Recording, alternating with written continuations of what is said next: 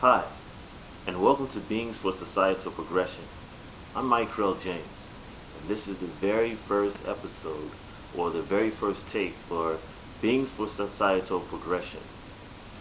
I started this course because I saw that individuals in life, whether they were born in America or whether they were born in Russia or Africa, were bound to a certain set of rules and a certain set of parameters and functionality. And there's a certain curious incident of life expectancy. Well, for some reason, since I've been born, and ever since I can remember being a child, I remember thinking that I will not be a product of my environment. This went counterculture because in America, everything is age sensitive, meaning that for every application, for everything you want to be a part of, whether it's a job, whether it's a community activity, whether it's even just going online, you have to enter your age. So everything has this anxiety about age. And what does this do? Well, this repeated anxiety about age uh, tends to add a stress that is subliminal, a stress nonetheless that is no more real than a dream. And this stress, what happens is people make their decisions based on where they are in the age spectrum. Whether you are a child or whether you're a teenager, whether you are a young adult or a middle-aged individual or an aging individual or even an elderly individual. It shows a progression of a so-called life cycle. Is there such thing as a life cycle? Well, when we look at reality, reality tells us that we're born into existence. Yes, we're born into existence and we grow. We grow to maturity. And after we grow to maturity, then we are considered to be adults. However, there's certain lifestyles that we are exposed to that are not conducive to our continued growth. It is never stressed that after we have developed physically, that we are to actually aid the body in continuing its phases of growth, because we're born with a certain amount of brain cells, certain amount of muscle fibers, and muscle cells, and we have a such thing called muscle memory. And the more we exercise, our bodies tend to stay in functionality. There is an old saying that a body in motion tends to remain in motion. A body at rest tends to stay at rest. It's good for what it's worth, because if we stop living at a certain age, let's say middle age, and we start to count down in our mind and say, hey, it's time to slow down. I don't want to increase my activity. I want to lessen my activity. As a matter of fact, I'm going to cut back on my nutrients. So if you're cutting back on your nutrients and you are decreasing in your daily activity, what you're telling your hypothalamus and what you're telling your brain is, okay, it's time to start shutting down. This doesn't just happen by chance. It happens because we've been programmed in our societies to believe that our life expectancy is such and such. If you are Caucasian, your life expectancy is this. Or if you're African American, your life expectancy is that. If you are Native American, then you're prone to certain type of vices, and your life expectancy is this. And so therefore, if we continue to buy into this type of indoctrination from the time that we're born up until the time that we're adults, it's on automatic pilot. They no longer have to keep sending these messages to us. But indeed, they do continue to show these messages to us, even in the advertising and marketing schemes. In the advertising and marketing schemes, what you see is a representation of what many would assume to be those people at that particular age. And those that are not aging or progressing in quote-unquote uh, adult years, or quote-unquote aging, the aging process, are considered to be someone that's out of the norm, or someone that is in a minority, or whatnot. But for the most part, what happens is we're given a certain set of parameters. We're given certain set of information that is pretty much uh, it's not objective. It's very subjective. Let's say you live in a high crime, low income area. Well, in the high crime, low income area, they don't have the best supermarkets, so you don't get the freshest food. Not only that, but the type of foods that we import in America, only such and such and such. Why is this? Because in order to control the gross domestic product, then you have to make sure that you have citizens that only live to a certain age. And if you have certain citizens that only live to a certain age, they're only going to reproduce at a certain amount. And we already know that the foods that we eat are processed foods. And there's so much chemical engineering and bioengineering that is done that actually slows down the production of testosterone, that actually boosts the production of estrogen in males, that actually takes away the sexual appetite. And it actually lends more proclivity for women to develop um, fibroids and certain cancers of, of all of the reproductive organs.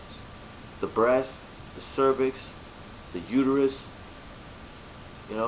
there's just all of them, all of these organs, all of these reproductive organs, and I didn't even mention all of them.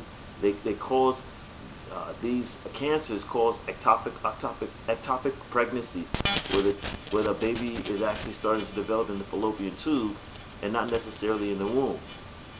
You know, they develop breast cancer early. They have fibroids. 100% of my West Indian female friends have fibroids, or they know somebody who had fibroids, or they've had fibroids in the past. But what they don't know is that the fibroids are being caused by the consumption of meat.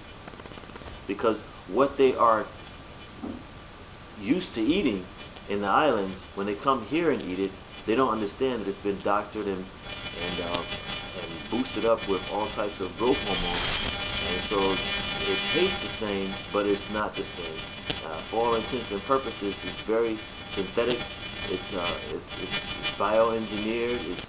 It's been chemically engineered, um, and a lot of these sicknesses that we see, um, we're told that early detection is the best prevention. But however, the best prevention is not to be subjected to these types of bacteria or these types of chemicals or these type of carcinogens in the first place. We've recently learned, anybody can recently find out that um, the the restaurant chicken has been injected with genes from pig and beef. So when you're eating chicken at a restaurant, you don't actually know that you're actually eating swine. So you're eating a chicken pig, or a beef pig. I mean, a beef chicken pig. So all of these different genes, the amalgamation of different genes, when this gets into the bloodstream, there has to be something that conduces these chemical processes. There has to be a base. There has to be something, a reactant agent. You know that those agents are not taken out of the meat. Those agents still remain. So those chemical reactions and activities and actions are still happening within the body, and it's reproduced. So whatever the counter effects there are, or the side effects there are, because of these amalgamations and these continuing actions and reactions in the bloodstream and in the chemical processes of ATP and cellular respiration, and how the cells take in uh, the nutrients through absorption, you can only imagine that it spells danger in the blood. It spells danger for the genes that are passed on. So this genetic information that we intake that actually affect our lifespan and actually reduces certain things, certain chemicals or certain gene productions in the hypothalamus, causes people to exhibit the damage that's done to the cells within the body outside the body. So it seems as though because we've seen people progress in this type of deterioration in their skin and in their bones and in their even in their mental decline and their ability to think and reason and all these type of psychological disorders and all these mental dysfunctions, Alzheimer's, it all can all be traced back to either aluminum in the food or aluminum in the products, hair care products or deodorant products, and years and years and years of taking in these toxic chemicals and these toxic combinations and breathing in the gases that come from the factories that produce these toxic and hazardous chemicals. Over time, people's hair will fall out, their teeth will deteriorate, their bones will become brittle, uh, and it's over years and years and years. And so, what's confused with lifespan is aging, and what's confused with aging is lifespan. And for the most part, aging itself is a myth. Aging is actually has to do with inanimate objects. Usually, when you carbon date bones, those bones are made inanimate. They're no longer living. So you tell the type of aging by the oxidation, how the oxygen has affected and and and caused the oxidation of rusting upon that particular thing, whether it's bones or whether it's metal or whether it's this, that, and the third. So what's happening is we're intaking free radicals, and our skin is absorbing free radicals at the same time. The body was created to be very, very resilient. And even though we're exposed to this type of environment, hostile environment here in the United States and elsewhere in the world, we can still eke out at least 100 years. But removing yourself from these types of poisonings that we have subjected ourselves to in our food and in our water, and in our environment, when we eliminate that from the table, we find that we can increase our lifespan.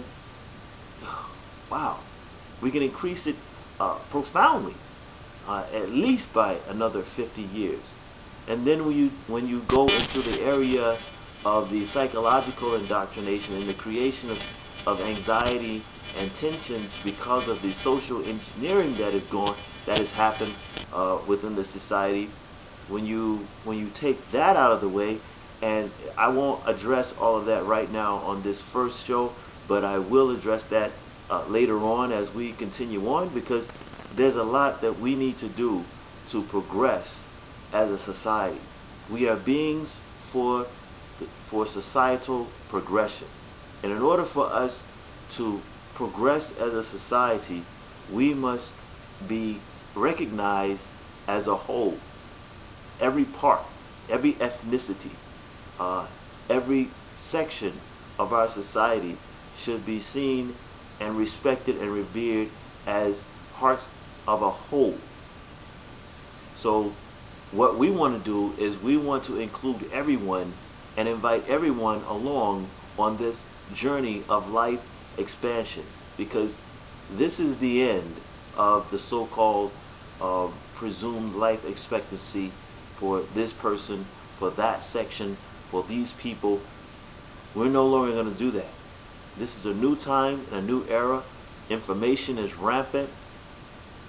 There's green energy is popular, and we're going towards the direction of life.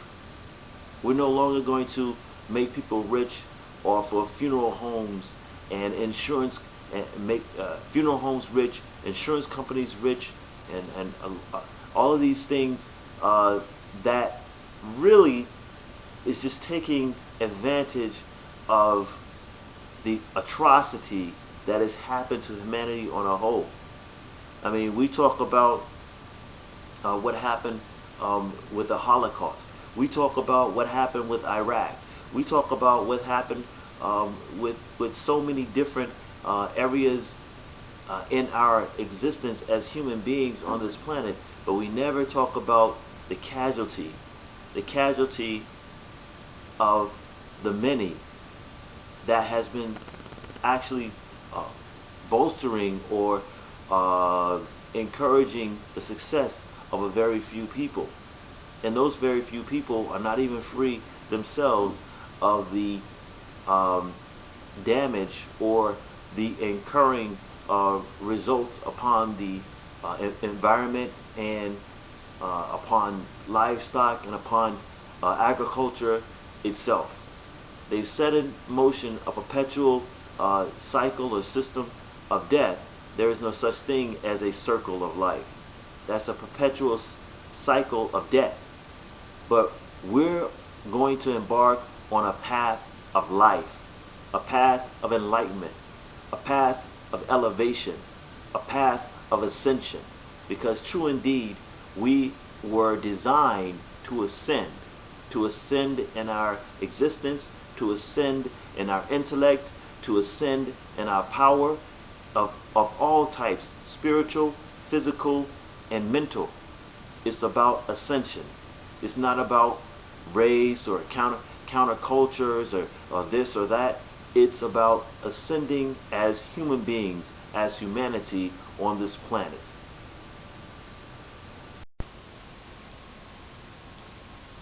Yes, I was going to say something along the lines of lengthening our lifespan to something substantial, exponentially, as a matter of fact. If we remove some of the psychological and the indoctrinal um, brainwashing that has been done on us from the time that we were children up until now. Right now, we could think about the retarded progression of children through school, through their first few years of grade school. I don't mean retarded as in a way that is as if that is a diagnosis of the children that are being educated in our educational systems, but it is the plan or the stages of the grading system or the proceeding to the next grade. That timetable, that schedule, is a retarded schedule because it does not, in fact, incorporate the reality of their rate of absorption as it accelerates as they become older. I mean, if their diets are what they should be, the brain should be developing at a very high rate, and their cognitions are, the mental activity as far as the neurons passing through the synapses of the information that's being passed into their brain um, by the transmitter fluid, neurotransmitter fluid, is got to be off the charts because remember, children, they have brand new brain tissue, brand new gray matter that is growing. The cells of the brain are multiplying.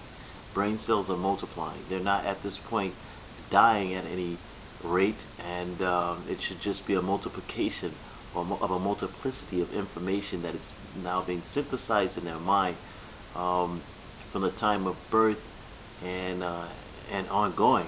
But especially during those first few years of education, um, their minds are moving at an accelerated rate, and the mistake that our educational systems make is in actually narrowing their field of view, so to speak, if we want to put it in photographic terms, narrowing their field of view um, and tightening their aperture, and which means that their peripheral 360-degree information gathering through all their senses is now being numbed and narrowed down to a single line of information coming from a few specific teachers that teach in specialized areas of education.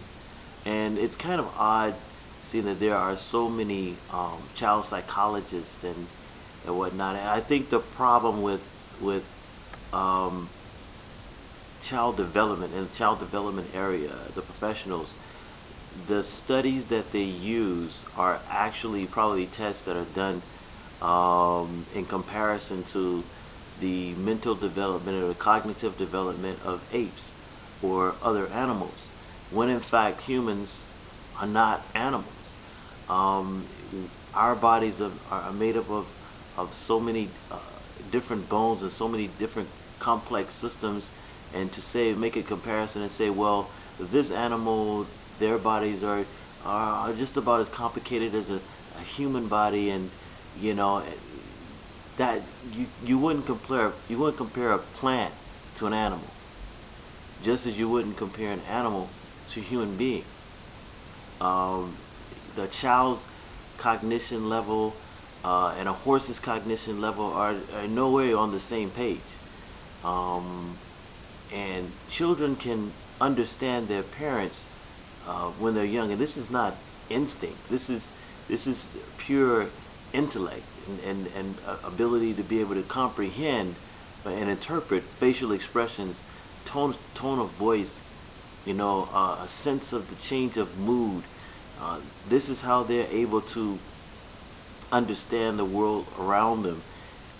There's no such thing as a animal instinct in a child. So the rate of progression or the matriculation uh, up through different areas and levels of education should not be done on a scale in comparison to that of just a developing species or animal or whatever. Um, as you know, all children are not the same. All children do not understand the same. They do not comprehend at the same rate.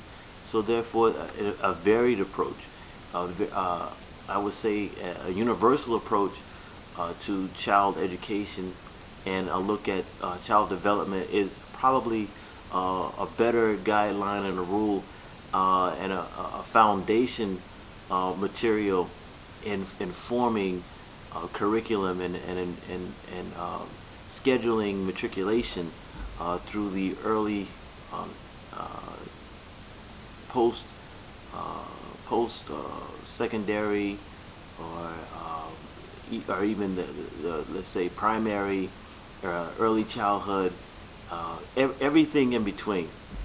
They should be looking at it in the ways that I just explained, um, on the basis of individuality and the basis of trying to get a clear understanding about the speed of information synthesis in the mind of children, the cognition. There's new studies and there's new information that's coming out every day about what a child actually knows and understands in their developmental phases of their life, and in fact, their their brains, the brain activity, the neural activity in their brains is probably at one of the highest rates that it will be in their lifetime. And that is not to say that it should drop off.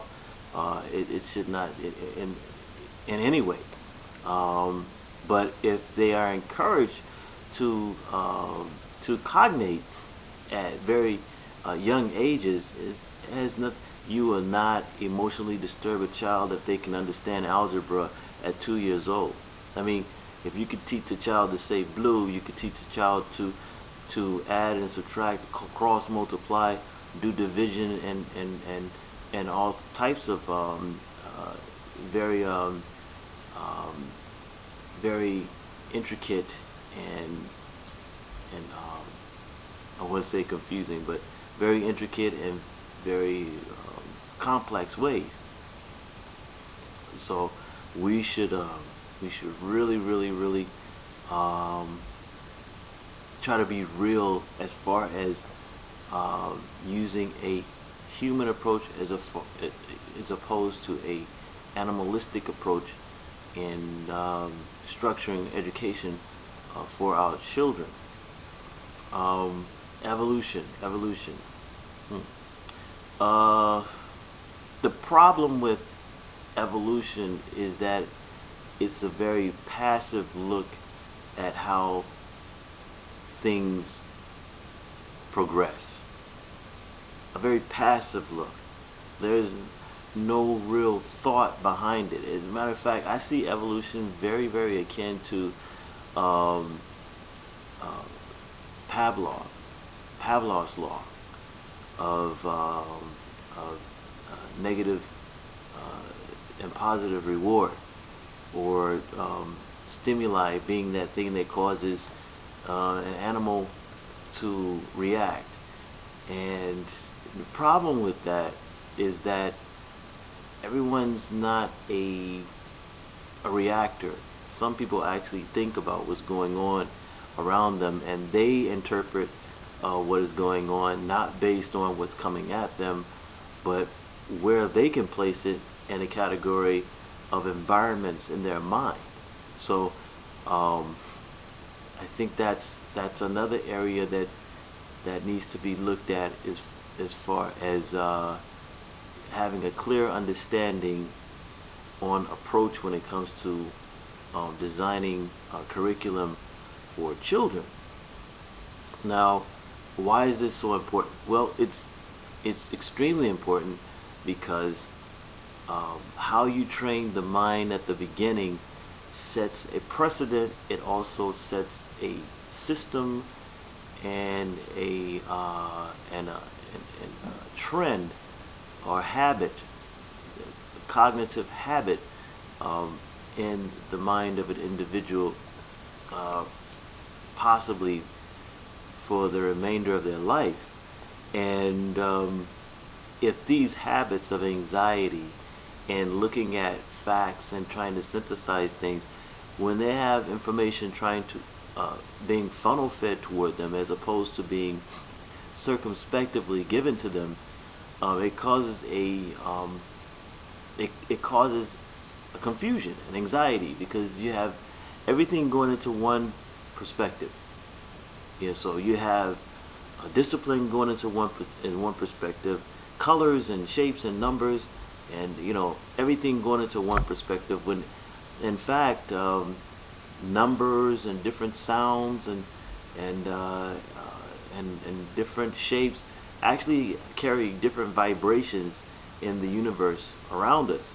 So to throw everything into one channel and to say you must understand this, you know, according to the information given to you, kind of closes the box. I mean, it's not about even being in the box. It's closing the box because the child is not able to understand or um, even to wonder whether or not there's a frequency to light or colors or sound, and how those frequencies can be interchanged, and when those frequencies are interchanged, what are the reactions in the natural environment. So what this does is that any type of innovation that a child might have, by the time they're 6 or 7, is out the window because they they can't feel colors and they can't hear light. I mean, so we have to give them the opportunity um, to to see the world in its entirety um, when they're children, because this makes them more apt to want to venture and see the world and explore the world, and understand the world in its entirety as adults. And they won't be so closed off into one person's perspective, one system of government, or one brand of lifestyle, and so basically their lives are limited to whatever energy that those very narrow spheres offer them. It may actually offer them nothing. So, and as we know, when a person is not fulfilled in their life, it causes an anxiety, and also and actually causes sicknesses to arise in the body because of unfulfilled or unrealized talents and gifts and goals and dreams. So that's one way to kill an individual, is to take that person's spirit, their essence, by denying them the information that their minds and their bodies need in order to flourish and develop at to the level that it should flourish and develop to. So um, when we eliminate that type of anxiety and those type of stressors, you're talking about at least another 30 years of life power, or that will be given to the individual, simply because they're not held in captivity. I mean, if you want to make a comparison to animals, um, we know that animals in captivity have a shorter lifespan than animals out of captivity. So if we want to use that rationale, we can sort of understand how things happen in the natural sense, that imprisonment or captivity or um, or controlling or the reduction of freedom in any area of a human life, which is supposed to be um, uh, an entity of being autonomous to any control of a next human being. Um, if we impose those type of restrictions on humans as far as growth and development is concerned, we are in fact shortening their lifespan. More when we return.